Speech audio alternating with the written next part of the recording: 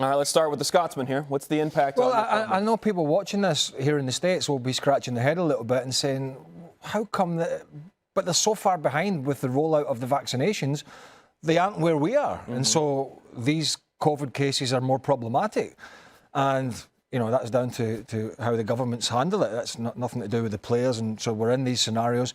Scotland based himself in England for this very scenario. Mm-hmm. I mean, how does that sound? Playing 2 games in Scotland, in Glasgow at Hampden, but base yourself in the north of England. Mm-hmm. Because the protocols in Scotland are a lot stricter. And if this had been a case where Scotland were based in Scotland, the whole squad might have to have isolated. So it's a blow for the young man. He had a fantastic game, only his 3rd cap at Wembley against England. He wasn't overawed. He's a super little footballer who's in the infancy of his career. But I think in the bigger picture, it's not a massive blow for Scotland because they've got some experienced players that can come in and play in the middle of the park. You speak of experienced players. I mean, Croatia's got so much experience, you could say they're over the hill. So, I mean, when you think about how these teams match up, we'll see how they play out. When you look at the standings here, just to make sure we're caught up, Czech Republic currently on 4 points. They're in first based on goal difference over England. Those 2 teams will play at Wembley. Croatia and Scotland, again, everybody in this group is capable of getting to that 2nd spot and advancing right out of it. Yeah, and I know Scotland has yet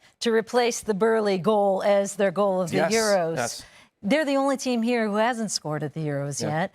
But is Scotland the only team? Yes. Turkey was. Let me tell you about your team. Does anybody get any damn good news? Wait, you get to hold on to your record. Let me tell you about your team.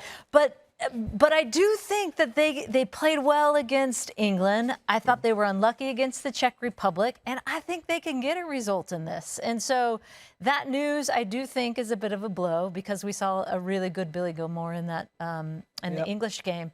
But I do think they're in this still. They are. Don't count them out. And if nobody scores for Scotland, they might have to get Michael Buffer in here. and still 23 years later. He might cost a bit of money, but we'll get somebody to do it. That's for sure. Scotland can't play much better than they played in the game at Wembley. I mean, England were poor. Mm-hmm. We sat here with Macker and we're talking about England with all their players. They were poor, but Scotland did what they had to do. The problem is somebody's going to have to put that damn ball in the back of the net. And Scotland don't, I nearly said Scotland don't have that real quality front man that they had of yesteryear. They've got guys who work hard and physical and hold the ball up, but not natural goal scorers at this level.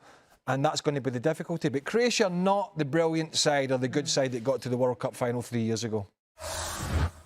Thanks so much for watching ESPN on YouTube. And for more sports highlights and analysis, be sure to download the ESPN app. And for premium content and live streaming, subscribe to ESPN+.